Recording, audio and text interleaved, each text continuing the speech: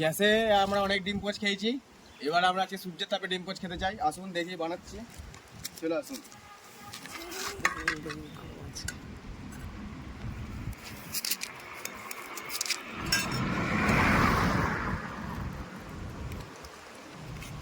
হ্যাঁ, ডিম পোচ হচ্ছে, একটু মশলা ছিটানো হচ্ছে। আমাদের মশলা দিলাম,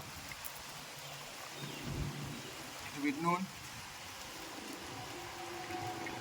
গরম হচ্ছে তাওয়া, ঠিক হচ্ছে, মশলা দিলাম আবার। এবার এটা ফ্রাই হয়ে, এবার বাটি উড়ে গেল আমার খাওয়াতে। আর ডিমের পোস্টটা দেখা এবারে, পোস্ট দেখা যাচ্ছে তো?